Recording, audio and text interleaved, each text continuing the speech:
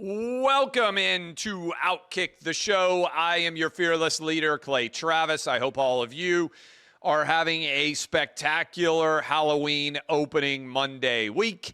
1 week, 8 days from now, my new book, Balls, will be out. All of the proceeds are going to charity. Even if you're not a reader, I read the entire thing. You can go find it, Amazon, Barnes & Noble. You name the site, booksamillion.com.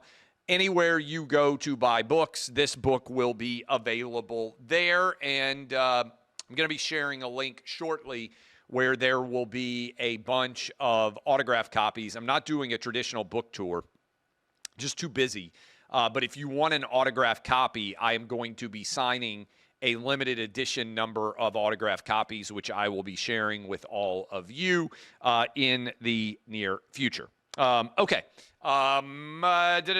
dive in.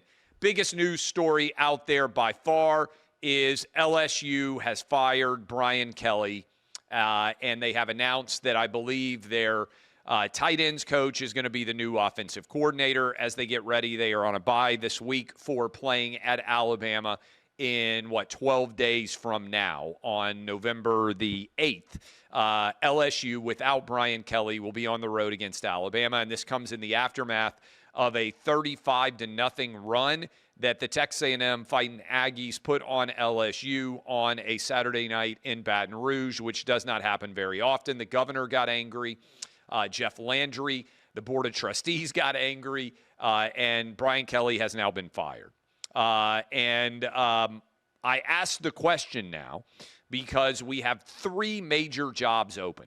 I said, which is the better job, LSU, Florida, or Penn State? And I think somewhere around 50,000 of you voted in this poll, and I want to make sure that I've got it pulled up because I want to give it to you correct in the final numbers. But the reality is, my goodness, LSU won this poll without even a close second.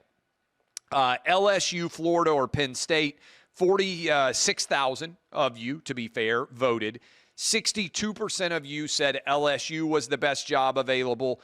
24% of you said Florida was the best job available. And only 14% of you said Penn State was the best job available. So we're going to analyze Brian Kelly, who I believe went 34-14 during his tenure at LSU in a moment. But the first question, which is one that everybody is debating, is who's the guy now? Who is going to be the next coach for LSU? And all eyes now are turning to Lane Kiffin, who I interviewed just a couple of weeks ago. It's fair to say I think Lane Kiffin is Florida's top target and Lane Kiffin is LSU's top target.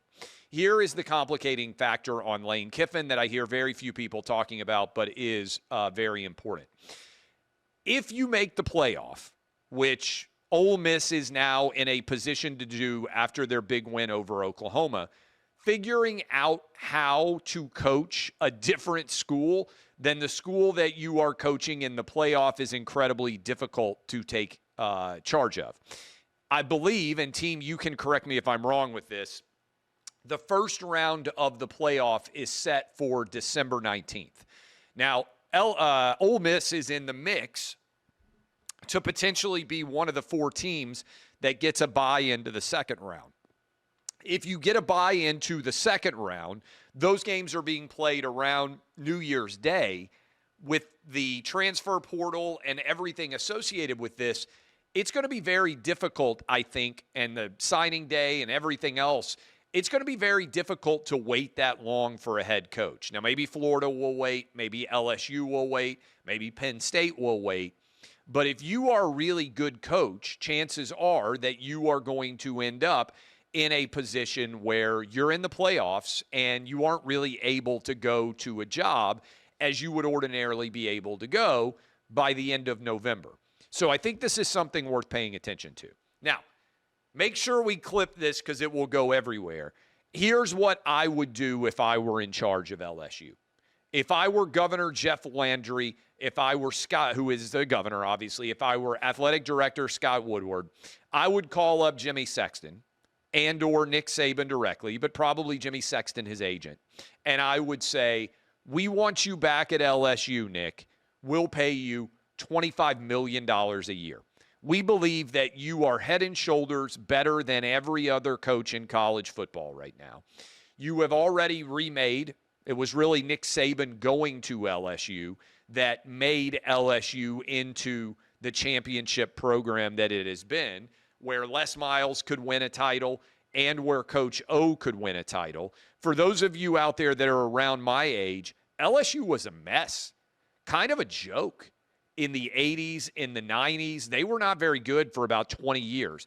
It was hiring Nick Saban that flipped the switch and made LSU into the elite program that they have been for much of the last generation. But if you're an old guy like me, if you grew up in the 80s and 90s, LSU was a mess. They couldn't win. They were constantly firing coaches. Nick Saban built the foundation of LSU excellence that exists to this day and has allowed Les Miles and Coach O to win national titles. Here is what I would do. I'd go offer Nick Saban $25 million a year. I'm not sure that he would take it, but that is the 100%. I feel very confident Nick Saban at LSU for 4 years. I would tell him, hey, Nick, we only want you for 4 or 5 years. We know what your age is. We know what Miss Terry thinks. We'll pay you over $100 million guaranteed. That money is coming to you if you will come and take the LSU job. It's the best thing that could happen for college football, too. Can you imagine Nick Saban coaching LSU on Nick Saban Field in Alabama? Can you imagine the Alabama fan reaction if Nick Saban comes out of retirement and were to take the LSU job? Can you imagine how quickly all LSU fans would let bygones be bygones and be ecstatic to have Nick Saban back at the helm one more time? Again, I'm not sure he would take it, but to me, this is 100% what you would have to do. Again, I think the challenge is if you're trying to hire Lane Kiffin, I think Lane would win at a very high level at LSU. First round of the playoffs is December 19th and 20th. Ole Miss, if they were playing in the first round, would likely be hosting a playoff game and would be favored to win. If they were to win that game, you're then playing again on December 31st, January 1st. If you won that one, the semifinals are the 8th and 9th, and the national title game is not played until January 19th. Again, it's very hard to hire someone who is in the college football playoff, particularly if they advance to the second week. Even if they don't, it's still very, very hard. So LSU should call Nick Saban, in my mind, offer him $100 million, say, you are our guy, are you in or not? If he says no and says, I'm going to stay retired, put the money on the table, $100 million, you're bored at college game day, Nick, you want to win another national title, and you want to just have the spice back in your life that you've been missing, plus $100 million. Heck, give him a $25 million national title bonus. Just go balls to the wall for Nick Saban, okay? I'm not a fan of Brian Kelly because I don't like people who are fake. And I don't mean people who disagree with me. There are lots of people out there who disagree with me that I respect. I don't like when people pretend to be Southern, when they have fake Southern accents. This struck me the wrong way. I know a lot of Southerners feel the exact same way. Don't show up and talk like you're somebody else. Don't, Brian Kelly, should suddenly somehow try to act like you spent your whole life in New Orleans. You're a guy who's never spent any time at all in the South. I didn't like the Brian Kelly hire culturally from the moment this happened when he was introduced at a college basketball game. Watch. LSU. Thank you. Thank you. Well, this is a great way to get started, and I haven't even won all my games yet.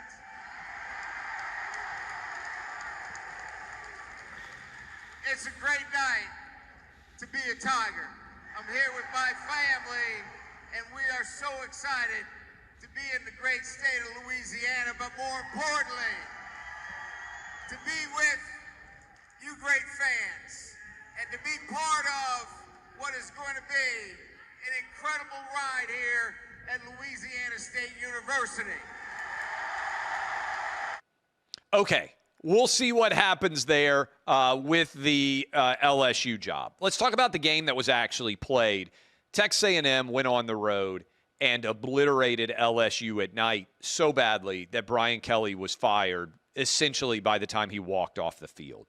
35 unanswered. Remember, what was it, 18-14 LSU at the half, and then A&M came out and scored 35 unanswered.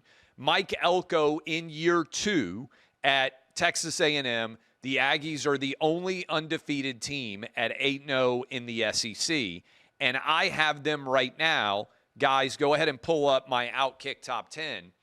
I think Texas A&M has the best resume in all of college football right now, and I've now put Texas A&M number 1 overall. Okay? People say, well, LSU's not that good. Okay. How many times has a team hung 35 unanswered on LSU at night on the Bayou in the last 25 years? Has it happened since Nick Saban got hired? I'm skeptical. 35 unanswered at night at Baton Rouge, okay? This was a statement win. This was a signature victory for Mike Elko, Texas A&M, Marcel Reed, their quarterback, who I think should be near the top of Heisman Trophy boards, okay? Now, second place, I had the Hoosiers number 1 for a couple of weeks after their win over Oregon on the road, that 30-20 dominant win that they had.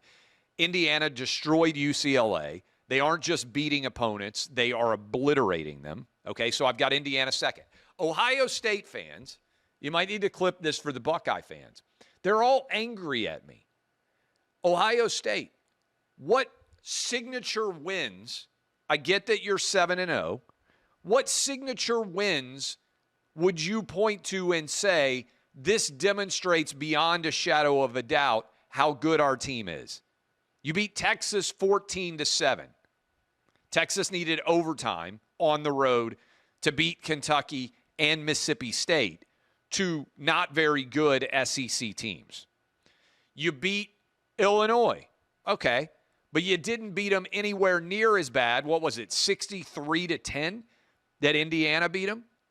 You beat Washington. My point is, Ohio State doesn't have that good of a resume. They're 7-0. But Ohio State's resume really isn't that much different than Georgia Tech's, and I got Georgia Tech all the way down at 9. Okay? So you can argue that at 3 based on on-field results, not what I think, but what we have actually seen, that I've got Ohio State too high because Alabama has 4 wins, even though they didn't play well and were very fortunate to beat South Carolina. Alabama has 4 wins that are better than any win that Ohio State has. They went on the road and they won at Georgia. Great win. They beat Vanderbilt. Pretty good win. They beat Tennessee. Pretty good win. They beat Missouri. Pretty good win. 2 of those games on the road, okay? So I've got Alabama 4, Georgia 5. I've got Ole Miss 6, best win on the road in the SEC of Lane Kiffin's coaching career. Big, huge win for Lane on the road against Oklahoma. I've got Vanderbilt at 7. I went to go watch this game in person. Vandy didn't play great, but Vandy has played really well and lost a lot of games against top 25 teams. I went to the stadium. I'll talk about it a little bit more in a second. I've got Vanderbilt at number 7 overall. BYU, good win on the road against Iowa State. Credit to the Cougars for being 8-0. Georgia Tech also 8-0. And then I cheated a little bit. I thought that Miami and Oregon both deserved to be in the top 10. But I didn't want to leave one or the other out, so I ended up in a tie there. Okay, we're going to talk about SEC rankings in a minute, but let me tell you, I went to the Vanderbilt-Missouri game. This was the first time I had been in the newly renovated Vanderbilt football stadium. It's a fantastic venue now. Only seats 35,000. Some of you out there are going to chirp and be like, oh, it's only – I get it. Vanderbilt only has a student undergrad population of around 7,000. Most of those kids don't stay in Nashville. So Vanderbilt doesn't have the existing alumni fan base that is living right in the state or the city necessarily where everyone lives, okay? And to me, what Clark Lee has done here, as Vanderbilt is now 7-1 for the first time since 1941, is one of the all-time great stories. I mentioned Nick Saban earlier and the idea that LSU should offer him around $100 million, $25 million a year. What Nick Saban has done for the SEC, using sports as the front porch of the university, is one of the most incredible, improbable, generational changes that we've ever seen. When I was a kid, if you sent a kid from New York City or LA or Chicago or San Francisco or any of the big, Boston, Washington, D.C., Philadelphia, any of the big cities on the East or West Coast or Chicago area, you sent a kid to the South for school, your kid was by and large a black sheep of the family. The idea that you would send a kid to Ole Miss or Auburn or Georgia was almost unheard of. Now we have a situation where it's hard to get into every SEC school in the country. There have always been good SEC schools, Texas, Florida, Georgia, among others, good state schools. Now it's hard to get into Tennessee. Tennessee, I believe, last year had a 38% acceptance rate. When I was a kid in high school, you needed a pulse to get into the University of Tennessee. Now it's hard. There are lots of good kids with good test scores and good GPAs that aren't getting in. Vanderbilt's almost impossible to get in. 5% admit rate, yield rate that is now similar to the Ivy League schools. You say, okay, what do you mean by yield rate, Clay? That means the percentage of admitted kids that go, right? Kids apply to a lot more schools now. So what a lot of elite schools like Vanderbilt look at is, okay, we got a 5% admit rate. But what we really want to know is what percentage of the kids that we admit decide to accept our offer and come here. Vanderbilt now has an Ivy League level acceptance rate. That is, people aren't using Vanderbilt as a safety school when they apply to Columbia and Stanford and Yale and Princeton and Harvard as much. Vanderbilt now is their desired school of choice. That's a big change from when I went there to the law school. It's gotten so hard to get in, okay? So the story here is not just that Vanderbilt and these SEC schools are setting all-time records in television viewership and that Disney, ABC/ESPN has got one of the best deals in the history of sports. That triple header that they're putting on is almost impossible to beat. It's that the athletic departments are the front porches of the university, and they are driving a massive level of success when it comes to how desperately people want to go to these schools. And so here is my SEC power rankings, 1 to 16. Big win, Vandy got over Mizzou. I hope that Mizzou's quarterback gets better. I hope that he recovers from that awful injury. Same thing, by the way, for Cam Skattebo, who had an awful injury. For those of you who were watching the Eagles play against the Giants yesterday, I got to tell you, A&M is the best team in football. You know that. You heard me break down Bama 2. This is SEC power ranking. Georgia 3, Ole Miss 4, Vandy 5. I put Tennessee at 6. Tennessee's defense has vanished, but the offense under Joey Aguilar is on fire. It's unfortunate for Tennessee that they don't have last year's defense with this year's offense. The reverse, by the way, true for LSU. Last year, LSU didn't have a defense. They had a good offense. This year, LSU doesn't have a good offense. They have a good defense. I've got Mizzou at 7. I think Mizzou is going to struggle. They got, I think, 2 weeks until Texas A&M goes to Columbia. Correct me if I'm wrong on that, guys. I've got Texas, another fortunate win. Poor Mississippi State, cursed. I got Texas at 8 overall. Then I've got Oklahoma at 9. I've got LSU at 10. And the Florida Gators at 11. I feel like this is kind of a perfect ranking right now. Auburn gets their first SEC win of the year. South Carolina, 22-14, about 3.5 minutes to go. 8-point lead. You lose in regulation. Tough to do. Big fumble. Mississippi State gives away another game they had where they thought they were going to win. Arkansas Razorbacks at 15. And then I have got Kentucky, sadly, at 16, as Tennessee hung 56 points on Kentucky. And if I'm not mistaken, Tennessee had 56 points on Kentucky with 14 minutes left in the fourth quarter. It wasn't just, I mean, they could have scored 70 easily. Tennessee could have if they wanted. They took a knee in a first and goal situation, if I remember correctly. Could have scored as many points as they needed. So there is my take as you break it down for everything going on in the world of college football. When you look at the playoff picture as a whole, and I wrote about this in my starting 11, which I would encourage all of you to go, I would encourage all of you to go check that out. Make sure that you don't miss any of it. I spend a lot of time on it, thousands of words every day. I'm up late into the midnight hours cranking out that story. A&M, Missouri, November 8th, not this weekend, but next. I am correct in that. Okay, playoff picture. To me right now, it looks like the Big Ten is going to get 3. Ohio State and Indiana are going to be in the playoff. I mean, it's almost hard to think how they wouldn't be. Oregon, a little bit wobbly. This weekend, if I'm not mistaken, Oregon, or it's next weekend, the next game for Oregon is against Iowa. Kinnick Stadium, I actually think Iowa has a good chance to win that game. And then Oregon still has SC. They still have Washington. There are a bunch of games that theoretically they could lose. But right now, I think the Big Ten gets 3. There are other teams floating around out there, Michigan, USC, Washington, Nebraska, that are hoping to make a playoff run, but I think that's highly unlikely if you look at the remainder of the schedule. Big 12, BYU, as I mentioned earlier, undefeated. You've got Cincinnati undefeated in conference, and then you also have Texas Tech. 2 of those 3 I would expect will be in the Big 12 title game. It looks to me like we are going to get 1 playoff team from the Big 12. Notre Dame, 10-2 SEC team versus 10-2 Notre Dame team could turn into an interesting debate.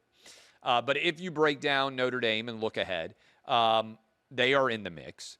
ACC, Miami 7-7 at the half. They come back and win and get the cover. Unfortunately, for those of us who played the picks with the Stanford victory.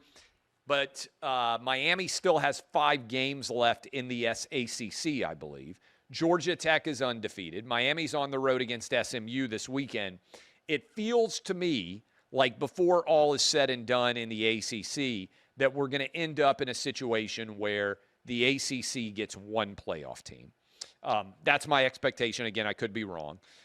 Big 12, like I said, likely to get 1. You got the power conference team that is non-power conference team that is in. So let me count in real time. 1 from the Big 12. I think we're going to get 1 from the ACC. Again, I could be wrong, but I think that's likely. I think that we are going to get 1 from the Big 12, 1 from the ACC, 3 from the Big 10, so that's 5. The non-power conference team is 6. Notre Dame is out there at 7, and that would theoretically leave, even if Notre Dame got in, 5 different open spots for the SEC, where there are 10 teams that are still alive. And where I have been saying, and people want to argue with me about it, I have been saying for some time, if you get to 10-2 in the SEC, you are going to be in the playoff. Get to 10-2. I'm not sure how many teams, 10-2 or better, obviously. I'm not sure how many teams are going to do it, but there is a world. We'll see what happens with Oklahoma, Tennessee, which is default a playoff game this weekend. We'll see what happens next weekend with Missouri, Texas A&M, as A&M could go ahead and eliminate Missouri. There are a lot of different games out there that could see teams get eliminated. Heck, Vandy could eliminate Texas this weekend from playoff competition anymore. When you get the 3rd win, you're out of the playoff. Certainly, you're out of conference championship. But if you get to 10-2 or better in the SEC, I think you're going to be in the playoff this year. And one thing to think about is there's a world where Vandy, Tennessee is a playoff game in Neyland in the last week of the year, which good luck trying to argue that to anybody before the season actually got here. Let's make sure we clip this, or actually save tomorrow. I'm going to tell you when we talk about the NFL, I will tell you how we can get in a situation where the $38 trillion national debt can be eliminated. Also want to tell you, as always, Prize Picks. Guys do incredible work. You can go to prizepicks.com, use code OutKick. You get $50 when you play $5. I'll have a pick again for you this week. That's prizepicks.com, code OutKick. $5 turns into $50. You can play in Georgia. You can play in Texas. You can play in California. All you have to do is pick more or less, and you will be well on your way. Okay, we got this already. Let me pull this up. I've got a way to solve the national debt. Whether you're a Democrat, Republican, Independent, we are $38 trillion. We are $38 trillion roughly in debt now as a country. And I have the misfortune of watching the Tennessee Titans play every weekend. And as I'm watching the Titans play this weekend, I am thinking, you know what? Yet another week where the Titans easily are playing and their opponent easily covers. Congratulations to are they 7-1? I think they're 7-1, Indianapolis Colts. Best record in football right now. And I said, you know what? Here is my solution for how we erase the $38 trillion national debt. Put every single dollar, $38 trillion, on the Titans not to cover against, I believe they play the Chargers this coming weekend.